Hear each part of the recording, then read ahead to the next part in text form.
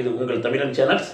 ஆசையே அலை போல நாமெல்லாம் அதன் மேலே, வாழ்க்கையும் தான் ஓடம் போல நாமெல்லாம் ஆடிடுவோமே வாழ்நாளிலே. ஏன்னா மனிதனுடைய ஆசைகள் இருக்குல்ல, ஆசைக்கு அளவற்றது. அது அதுக்கு எல்லையே கிடையாது. ஏன்னா மனிதர்களுடைய ஆசை ஒன்றுக்கு மேலே ஆசைப்பட்டுக்கிட்டே இருக்கிறது. இது மனிதனுடைய இயல்பு, மனிதனுடைய குணம்.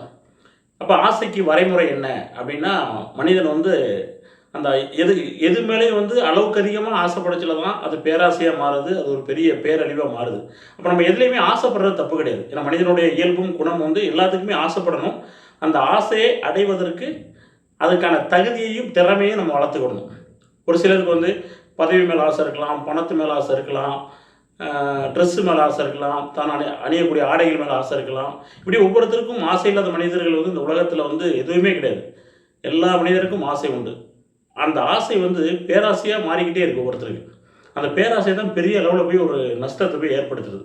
அப்போ நம்ம ஒரு பொருளை அடையணும் அப்படின்னா அதுக்கான தகுதி, அதுக்கான திறமை அதெல்லாம் வளர்த்துக்கிட்டு அந்த பொருள் மேலே ஆசைப்பட்டோம்னா அது நம்மளுக்கு நிரந்தரமானது இருக்கும். அப்போ எது மேலே நம்ம நம்மளுடைய தகுதியும் திறமையும் வளர்த்துக்கிடாமல் நம்ம அது மேலே ஆசைப்பட்டோம்னா அது நம்மளுக்கு நிலையற்றதாக போயிடும். அப்போ நிலையற்றதாக போனவுடனே அந்த ஆசையை நம்ம கொஞ்ச நாள் பயன்படுத்திட்டு அந்த ஆசை நம்மளுக்கு நிகரற்றதாக மாறினவுடனே நம்மளுடைய எண்ணங்கள் பெரிய பெரிய தீய செயல்களுக்கு போய் நம்மளை வழி நடத்திடுது. அப்போ ஆசைப்படுறது அந்த ஆசை பேராசையாக மாறும் பொழுது தான் என்ன ஆகுதுன்னா, தீய செயல், பழிவாங்குதல், ஒருத்தரை பற்றி குறை சொல்லுதல், போட்டு கொடுத்துதல், அப்படி பல எண்ணங்கள் மனுஷனுக்கு வன்மம், சூழ்ச்சி இதெல்லாம் உருவாகிக்கிட்டே இருக்குது. அந்த பேராசையினால் ஆசையோட மனிதன் நிப்பாட்டிக்கிட்டானா பிரச்சனை கிடையாது. அந்த ஆசை பேராசையாக மாறும் பொழுது அது ஒரு பெரிய அழிவை மனுஷனுக்கு ஏற்படுத்திடுது. அதாவது ஒரு நாட்டில் ஒரு அரசர், அந்த அரசர் அரசர்னா உங்களுக்கு தெரியும். அந்த அரசர் இந்த நாட்டையே ஆளக்கூடிய ஒரு அரசர். அவருக்கு எல்லா துறைகளையும் நிர்வாகம் பண்ணி அந்த நாட்டையே ஆளக்கூடியவர். அப்போ அவருக்கு கீழே ஒரு அமைச்சரவை. அந்த அமைச்சரவையில் எல்லாம் அந்த நாட்டை ஆழ்ந்துக்கிட்டு இருந்துச்சுன்னா திடீர்னு அந்த ராஜாவுக்கு அந்த அரசருக்கு உடம்பு சரியில்லாமல் போயிடுது. அப்போ கொஞ்சம் ஓய்வு எடுக்க வேண்டிய ஒரு சூழ்நிலை வந்துடுது. அப்போ சூழ்நிலை வந்தோடனே இந்த அமைச்சரவையில் ஒரு 3 பேரை கூப்பிட்டு, நான் இந்த மாதிரி ஓய்வு எடுக்கிறேன், என்னுடைய பணியை நீங்கள் இந்த 3 பேரும் சேர்ந்து என்னுடைய அந்த அரசர் பதவியை நீங்கள் பார்த்து அதை கவனித்து இந்த நாடை சீரும் சிறப்பமாக கொண்டு வாங்க அப்படின்னு சொல்லி அதை ஒப்படைச்சிடுறாரு. ராஜா ஓய்வு எடுக்க போயிடுறாரு. அந்த 3 அமைச்சர்கள் ராஜா அரசர் பதவியை வகித்து, அரசருக்கு தெரியும் அரசருக்கான புகழ், அந்த செல்வாக்கு எல்லாமே எப்படி இருக்குங்கிறது நாடறிஞ்சது. அந்த அரசர் பதவி வகிச்சிடுறாங்க. சில நாட்களுக்கு பிறகு ராஜா திரும்பி வராரு. அப்போ வரச்சில் அது இவங்களுக்குள்ள ராஜாவுடைய பொண்ணு, பொருள், சொத்து இதெல்லாம் ஒரு பெரிய காட்டு பங்களாவில் ராஜா வச்சுருக்காரு. இது எல்லாமே இந்த அரசருக்கு பதிலாக அந்த 3 பேர் பார்க்குறவங்களுக்கு எல்லாமே தெரியும்.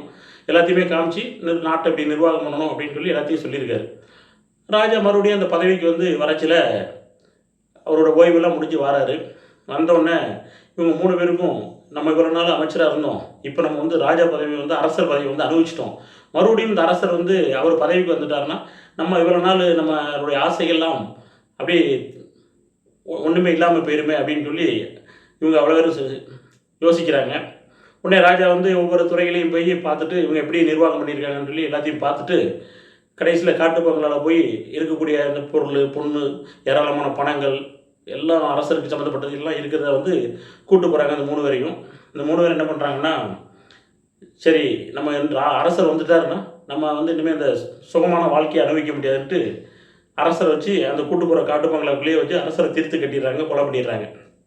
கொலை பண்ணிவிட்டு அந்த இருக்கக்கூடிய நகைகள், பொண்ணு, பொருள் எல்லாத்தையும் நம்ம 3 பேருமே பங்கு பிரிச்சுக்கிடுவோம், நம்மளே இந்த நாட்டுக்கு அரசராகிக்கிடுவோம், நம்ம 3 பேருக்கு தான் அந்த விஷயம் தெரியும்னு சொல்லிட்டு இந்த 3 பேரும் ஒன்று கூடி அந்த பணத்தெல்லாம் பிரித்து நம்ம அந்த நாட்டை நம்ம தான் ஆளப்போகிறோம், நம்ம தான் இனிமேல் அரசர்கள் அப்படின்னு முடிவு பண்ணுறாங்க. சரி, இதை பங்கை பிரிக்கிறதுக்குனால போய் சாப்பாடு வாங்கி சாப்பிட்டு இந்த பங்கை பிரிப்போம் அப்படின்னு சொல்லி இவங்களுக்குள்ள ஒரு திட்டம் போடுறாங்க. உடனே ஒருத்தனை போய் சாப்பாடு வாங்கிட்டு வர சொல்கிறாங்க. ஒருத்தன் போய் சாப்பாடு வாங்கிட்டு வரான். வாங்க போயிருக்கான். போயிட்டு வர்றதுக்குள்ளே இவங்க 2 பேரும் என்ன பேசியிருக்காங்கன்னா, முதல்ல அவன் போயிட்டு வர நம்ம 2 பங்கையும் நம்ம அந்த 3 பங்கை 2 பங்கை பிரிச்சுக்கிடுவோம், போயிட்டு வரோம்னா நம்ம தீர்த்து கட்டிடுவோம் அப்படின்னு சொல்லி இவங்க 2 பேரும் பிளான் பண்ணுறாங்க. அவன் வாரான். வந்த உடனே இந்த 2 பேரும் சேர்ந்து அவனை தீர்த்து கட்டிடுறாங்க. அரசனையும் தீர்த்து கட்டிடுறாங்க, இந்த போயிட்டு வந்தவனையும் தீர்த்து கட்டிடுறாங்க. இப்போது 3 பங்கு இப்போ 2 பங்கு ஆயிடுச்சு. சரி, போய் குளிச்சுட்டு மறுபடியும் இந்த பங்கை நம்ம பிரிப்போம் அப்படின்னு சொல்லிட்டு குளிக்க போகிறாங்க ஒரு ஆற்றுல. அப்போ இவன் மனசுக்குள்ளே அவனை எப்படியா தீர்த்துக்கிட்டேன்னு நினைக்கிறான், அவன் இவனை எப்படியா தீர்த்துக்கிட்டேன்னு நினைக்கிறான். போனவொன்னே ஆற்றுல குளிக்கச்சில் அதில் ஒருத்தருக்கு நீச்சல் தெரியாது. எனக்கு நீச்சல் தெரியல, நான் குளிக்கலை அப்படின்ட்டு இருக்கான். உடனே நீச்சல் தெரிஞ்சவன் நீச்சல் தெரியாதவனே அந்த குளத்தில் தள்ளி விட்டு அவனையும் கொண்டுட்டு கடைசியில் ஒரு பங்காயிருச்சு. அரசரையும் கொண்டுட்டாங்க, இந்த 2 பேரையும் கொண்டுட்டான். கொண்டு வந்து சரி பங்கை பிரிக்க வந்து பங்கை நம்ம எல்லாமே நம்ம தான் அரசு இருந்த நாட்டுக்கு இந்த எல்லாம் இருக்கக்கூடிய சொத்துக்கள் நம்மளுக்கு தான் அப்படின்னு சொல்லி திட்டம் போட்டுட்டு பிளானிங்கில் இருக்கான். அந்த சாப்பிடச்சில் சாப்பாடை எடுத்து சாப்பிட்றான். சாப்பிட்டு கிளம்புன்னு சொல்லிட்டு சாப்பாடை எடுத்து சாப்பிடச்சில் இவனும் இறந்துடுறான்.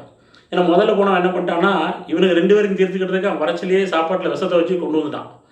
அப்போ ஒரு 3 கடைசியில் அரசரும் காலி, இவங்க திட்டம் போட்ட 3 பேரும் காலி.